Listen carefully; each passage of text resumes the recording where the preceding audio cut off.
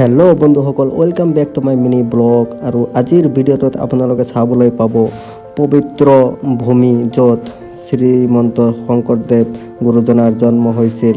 নগাঁৱৰ পৰা এই জাগাটো আছে বৰদোৱা, আৰু নগাঁও টাউনৰ পৰা 18 কিলোমিটাৰ দূৰত অৱস্থিত আছে উত্তৰ পশ্চিম দিশত।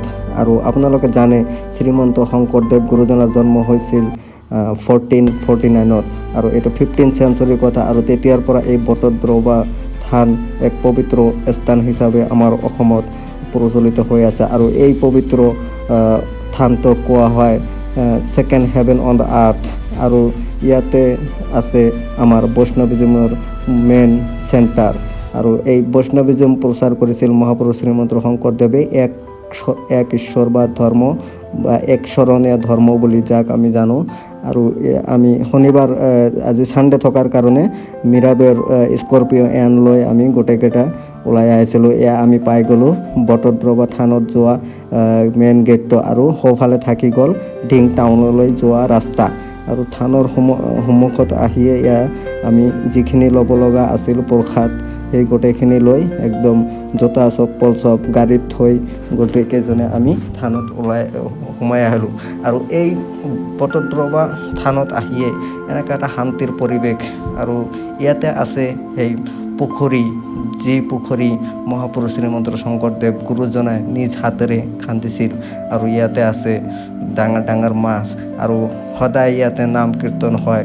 গোটেই অসমৰ পৰা ভক্তসকল ইয়াত সদায় আহি সমাগম হয়। আৰু এই গুৰুজনাৰ এই শান্তিৰ পৰিৱেশত আহি আমি সকলোৱে মোহিত হৈ গৈছোঁ। ইমান ধুনীয়া, ইমান বছৰৰ এটা কল্পনা আছিল যে কেতিয়াবা মহাপুৰুষ শ্ৰীমন্ত শংকৰদেৱ জন্ম পোৱা স্থানত যাম।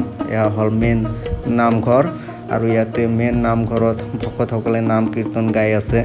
আৰু আপুনি জানে এইটো নামঘৰৰ ভিতৰত ট্ৰেডিশ্যনেল পোচাক নোহোৱাকৈ আপুনি সোমাব নোৱাৰে। আৰু ইয়াতে অসম চৰকাৰে বনাই দিয়া গেষ্ট হাউচ আছে, ডাঙৰ ডাঙৰ গেষ্ট হাউচ আছে। যেতিয়া দৌল উৎসৱ হয় তেতিয়া মানুহে দূৰ দূৰণিৰ পৰা আহি ইয়াতে থাকিব পাৰে। আৰু লগতে আছে আৰু এটা ডাঙৰ পুখুৰী যাক জনা যায় আকাশী গংগা হিচাপে। আৰু এইটো খেৰসুতিৰ সাংস্কৃতিক সংঘ, এক ঐতিহ্যমণ্ডিত ঘৰ, সাংস্কৃতিক সংঘ।